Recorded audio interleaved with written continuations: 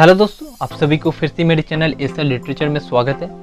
दोस्तों, आज की इस वीडियो में हम लोग एक फेमस नॉवेल चिनाओ एचेबे की द्वारा लिखी गई famous novel things fall apart के बारे में जानेंगे। पहले हम लोग इसकी कुछ बैकग्राउंड जान लेते हैं, उसके बाद जो नॉवेल है स्टार्ट करेंगे।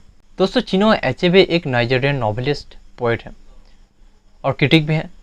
और उनका जो फेम है बेसिकली थिंग्स फॉल अपार्ट को लिखने के बाद ही हुआ था। उससे पहले उनका फेम इतना नहीं था। और अफ्रीका में तो उनका नाम एक बहुत ऊंची दर्जा के नाम है। और दोस्तों, इस नॉवेल की अगर बात करें तो इस नॉवेल को लिखा गया था 1957 में, नाइजीरिया में लिखा गया था और पब्लिश किया गया था उसके एक साल बाद 1958 को। इसके अगर पीरियड की बात करें तो पोस्ट कॉलोनिज्म पीरियड आप सभी को पता है, लेकिन प्री कॉलोनिज्म पर भी ये बेस्ड करता है। और दोस्तों, अगर इसकी नैरेशन की बात करें तो एक थर्ड पर्सन ऑमनिसेंट।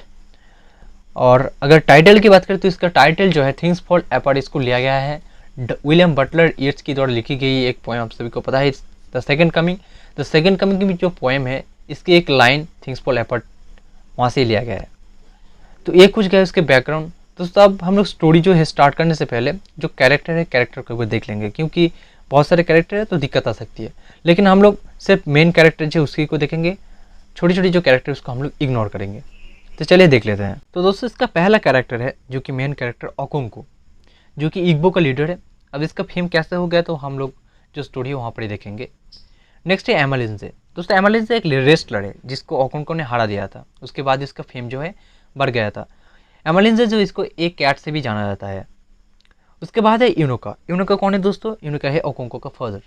इसको अकबला भी कहा जाता है, क्योंकि अकबला का मतलब है एक औरत जैसा जो कि कमज़ोर है। ठीक है। नेक्स्ट कैरेक्टर है इग्मे फ्यूना। दोस्तों, इग्मे फ्यूना प्रोनाउंसिएशन शायद गलत भी हो सकता है, तो माफ़ कर देना। यह है ओकोंको का एक सन जैसा, मतलब ओकोंको ने इसको पाला था। एक और क्लैन का है, मतलब अनदर क्लैन का है, लेकिन फिर भी ओकोंको ने इसको पाला था। न्यूए। दोस्तों, न्यूए कौन है? ओकोंको का बेटा। उसके बाद है ओजिउगो। दोस्तों, ये है ओकोंको का वाइफ, फर्स्ट वाइफ है, और सेकंड वाइफ है एक्यूफी। नेक्स्ट कैरेक्टर है ओग्बिफी इजुडर। दोस्तों, एक इंपॉर्टेंट कैरेक्टर है क्योंकि ये उस गांव का सबसे ओल्डेस्ट मैन है। ठीक है दोस्तों, और इसको सभी बहुत मानते हैं। नेक्स्ट कैरेक्टर है ओबेरिका। ओबेरिका दोस्तों ओकोंको का फ्रेंड है, बेस्ट फ्रेंड कह सकते हैं आप। उसके बाद एजिमा। एजिमा ओकोंको का बेटी। दोस्तों, अगला कैरेक्टर है चिएलो। दोस्तों, चिएलो कौन है? ए प्रिएस्ट ऑफ इग्बो। नेक्स्ट कैरेक्टर है उचेंदू, और यूचेंदू ये है मैटरनल अंकल ऑफ ओकोंको, ओकोंको का मामा। नेक्स्ट कैरेक्टर दो मिशनरी है, मिस्टर ब्राउन और जेम्स स्मिथ। इसमें से मिस्टर ब्राउन स्ट्रिक्ट नहीं है, लेकिन जेम्स स्मिथ जो है बहुत स्ट्रिक्ट है। उसकी वजह से कुछ प्रॉब्लम जो है इग्बो का जो गांव है वहाँ पर हो गया था। उसका गांव का नाम क्या है दोस्तों? यूमोफिया। तो दोस्तों, ये गया कुछ कैरेक्टर। अब जो स्टोरी, जो प्लॉट समरी हम लोग स्टार्ट करते हैं। दोस्तों, स्टोरी शुरू होता है नाइजीरियन एक लोअर ट्राइब है जिसका नाम है यूमोफिया क्लैन। वहाँ का एक लीडर था जिसका नाम है ओकोंको। अब दोस्तों, ओकोंको बहुत वेल्दी हो गया था और उसका नाम बहुत फैल गया था चारों ओर। अब क्यों हो गया था? क्योंकि एमालिंजे नाम के कैरेक्टर, मैंने पहले ही कैरेक्टर डिस्कस में बताया है। एमालिंजे कौन है दोस्तों? एक रेस्लर है। तो ओकोंको जो है उसको हरा दिया था रेसलिंग में, तो इसीलिए उसका नाम जो है चारों ओर बहुत फैल गया था और इग्बो का लीडर भी बन गया था ओकोंको। अब दोस्तों, ओकोंको की अगर बात करें तो उसका फैमिली जो है यूनोका, उसका फादर है, बहुत गिरा हुआ आदमी था, मतलब कावर्ड था और सभी से बहुत सारे जो है डेब्ट लेते थे। तो उनका जो फैमिली का नाम है वो बहुत नीचे गिर गया था। तो ओकोंको की वजह से उनका फैमिली का नाम फिर से ऊंची दर्जा पर आ गया था। अब जो यूनोका है इसको सभी अकबला मानते थे। अकबला कौन है दोस्तों? अकबला का मतलब है जो औरत जैसा है, कमज़ोर है जो। अब ओकोंको कमज़ोर नहीं था, वो कहता था कि मैं कमज़ोर नहीं हूँ, तो मुझे अपनी जो पिता की नाम है, खोई हुई इज्जत है, वो वापस लाना है। दोस्तों, अपने पिता जो यूनोका है उसको बहुत एकदम से पसंद नहीं करता था, बिल्कुल पसंद नहीं करता था। और वो सोचता था कि मुझे तो अकबला नहीं बनना है, तो मैं एक लीडर बनूंगा। इसीलिए क्या करता था, अकबला जो है ये चीज़ नहीं बनने के लिए वो अपनी जो फैमिली है, फैमिली मेम्बर, अपनी पत्नी, डॉटर जो है, वो सभी को टॉर्चर करते थे, बहुत पीटते थे उन लोगों को। वो सोचता था कि यही मर्दांगी है। और लेकिन एक चीज़ को लेकर बहुत फिक्र में था, उसके बेटे को लेकर, जिसका नाम है नोई। ठीक है दोस्तों, वो सोचता था कि वो अपनी पिता जो है यूनोको के जैसा फेलर ना बन जाए। अब दोस्तों, एक सेटलमेंट हुआ था अपनी पड़ोस के गांव के साथ, नेबरिंग ट्राइब के साथ, जहाँ पर एक 15 ईयर ओल्ड बॉय जिसका नाम है इग्मे फ्यूना वहाँ पर आ गया था। और गांव के जो बुजुर्ग लोग हैं वो कहते थे कि ओकोंग को तुम्हें इसको पालना है अपनी बेटे की तरह। अब जो नोमी है उसको पसंद करता था, लेकिन पहले तो ओकोंग को जो है उसको ले लेता है लेकिन पसंद नहीं करता था। लेकिन बाद में जब इग्मे फ्यूना उसको अपनी पिता जैसा मानने लगा, उसको बहुत सम्मान करने लगा, तो इग्मे फ्यूना जो है ओकोंगो को पसंद आने लगा। अब दोस्तों सब कुछ सही से चल रहा था। इग्मे फ्यूना जो है वो ओकोंगो के पास करीब 3 साल हो गया था उसको रहने के। तो गांव में एक अटैक होता है और उसके कुछ दिन बाद जो गांव का सबसे बुजुर्ग आदमी है अग्बिपी एजिउडर, जो कि गांव के सबसे ओल्डेस्ट मैन है, वो एक ओरक के लेकर आता है ओकोंगो के पास और कहता है कि जो इग्मे फ्यूना है उसको मारना पड़ेगा। ओरक्किल ने जो बताया है उसको मारना पड़ेगा, तो हमारा जो गांव है वो गांव अच्छे रहेगा, नहीं वरना गांव में बहुत सारी गलत काम जो है हो सकता है। तो कहता है कि तुम तो उसको पिता की तरह पाले हो, तो तुम इसे मार नहीं पाओगे, तो एक काम करो, तुम उससे हमको दे दो, हम उससे मार देंगे। तो ओकोंग को सोचता है कि शायद ये लोग मुझे कमज़ोर समझ रहे हैं, तो कहते हैं नहीं कोई बात नहीं, गांव के भले के लिए हम लोग उसको मार देंगे। तो एक दिन क्या होता है, जो इमोफे के जो क्लान है वो इग्मे फ्यूना को अटैक करता है तो उसको मारने के लिए। तो वो छुप जाता है अपने पिता के पास, ओकोंगो के पास, लेकिन ओकोंगो उसको मार देता है। ये जो चीज़ है उसका जो बेटा नेमी वो देख लेता है और वो बहुत रोता है और अपनी पिता जो है ओकोंगो को वो नफरत करने लगता है। ठीक है दोस्तों, तो नेमी ठीक था लेकिन वापस से वो बिगड़ गया, अपने पिता को नफरत करने लगा। लेकिन दोस्तों इग्मे फ्यूना को मारने के बाद ओकोंगो जो है चैन से सो नहीं पाया, क्योंकि वो अपनी बेटी की तरह उसको मानता था और बहुत उसको प्यार भी करता था।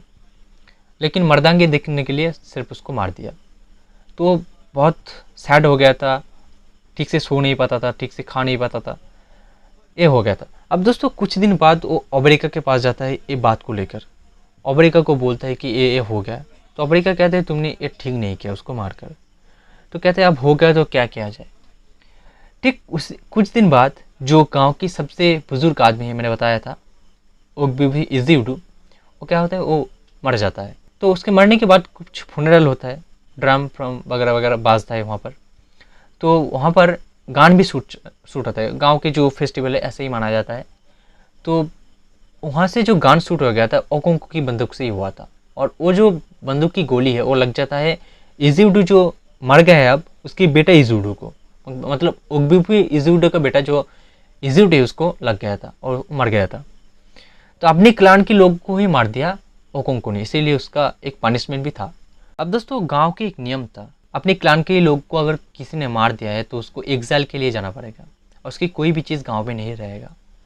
तो ओकोंगो राज़ी हो जाता है एग्जाइल में जाने के लिए, और वो जाता कहाँ है, मेबेंटा, अपनी माँ की गाँव। एक्चुअली उसकी माँ तो नहीं है लेकिन मेबेंटा में उसकी मामा है, उसकी मामा के पास जाता है ओकोंगो। अब दोस्तों ओकोंगो जाने के बाद उसकी हर कोई चीज़ जो है जलाया जाता है आग से। ठीक है दोस्तों, अब दोस्तों ओकोंगो आता है मेबेंटा, किसके पास, इवचेंदू के पास, जो कि उसकी किंग्समैन है और उसकी मामा है। तो इवचेंदू जो है उसको वार्मली रिसीव करता है और उसकी रहने के लिए जगह भी देती है और एक खेत भी देती है कि तुम यहाँ पर एक खेती करो, याम की खेती करो।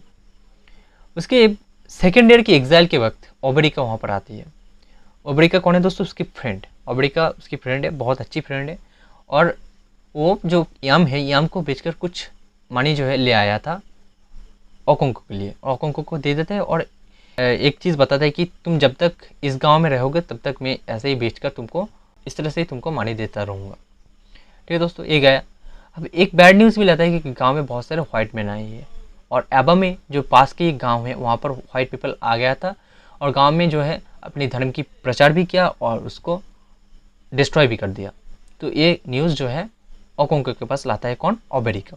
अब दोस्तों जल्दी ही मेबेंटा में भी जो मिशनरी है 6 मिशनरी वहाँ पर आती है, जहाँ पर फिलहाल ओकोंगो रहता है उसकी मामा के गांव पर, और कहता है कि विलेजर्स जो है, विलेजर्स को कहता है कि तुम लोग एक फॉल्स पूजा करते हो गॉड की, तुम लोग जो है क्रिश्चियन में आ जाओ। तो इस तरह से उसकी धर्म की प्रचार करता है, लेकिन ओकोंगो जो इसको बिल्कुल भी नहीं समझता है।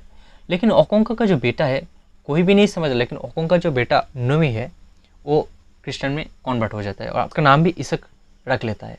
ठीक है दोस्तों, अब जो मिस्टर ब्राउन है वहाँ पर अच्छा था, मिस्टर ब्राउन फिलहाल अच्छा था लेकिन अपनी धर्म के प्रचार करता था। अब दोस्तों मिस्टर ब्राउन जो है फिर से जो ओकोंगो का गांव है इमोफिया को चला जाता है। अब वहाँ पर कुछ हुआ था, क्या था वो वो लोग जब वाइट पीपल जब वहाँ पर आए थे तो वो लोग रहने के लिए जगह ढूंढ रहे थे।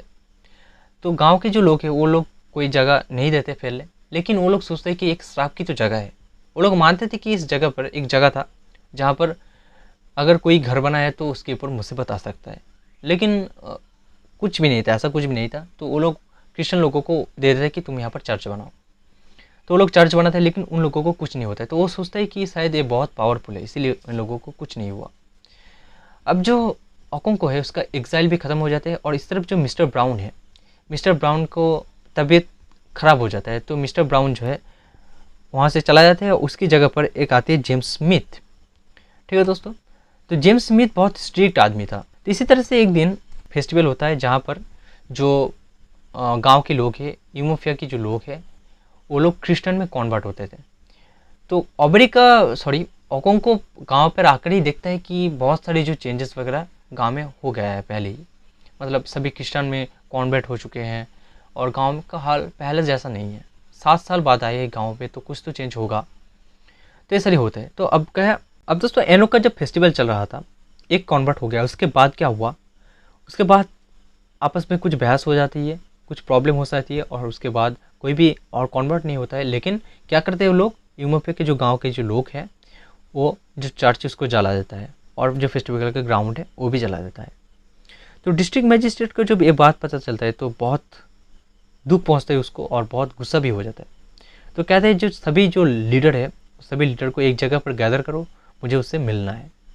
सभी एक जगह पर गैदर भी होता है, लेकिन सभी को अरेस्ट कर लिया जाता है, और बहुत मारा भी जाता है उन लोगों को।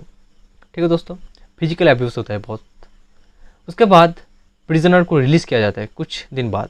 ठीक है दोस्तों, तो वो लोग एक मीटिंग करते हैं आपस में, जो गांव के जो लोग हैं, क्लांसमैन जो है, एक मीटिंग करते हैं, और मीटिंग में बहुत सारी जो डिस्कस किया जाता है।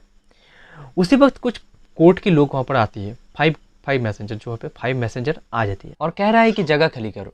तो अपन कोई देखता है, सुनता है, और उसको बहुत गुस्सा आ जाती है, और उनमें से एक मैसेंजर है जो है उसको मार देता है।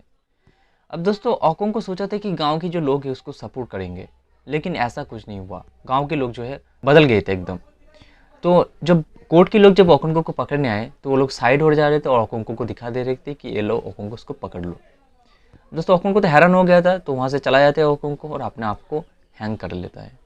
अब डिस्ट्रिक्ट मजिस्ट्रेट आया, उसको देखा कि वो हैंग हो गया था, तो सुसाइड कर लिया था। तो ओबरिका उसको बताता है, ओबरिका उस गाँव के लोग, कि इसका जो हैंग है, मतलब ये जो मर गया है उसका कुछ पाप है, तो इसीलिए उसकी बॉडी जो है, उसको बॉडी को हम लोग नहीं टच करेंगे, क्योंकि वो हैंग किया है, सुसाइड किया है। इसीलिए सुसाइड करना उसके लिए, मतलब उसकी जो गांव है, उसकी जो कल्चर है, वहाँ पर एक गलत काम है। ठीक है दोस्तों, तो इसीलिए उसकी बॉडी को कोई टच नहीं करेगा।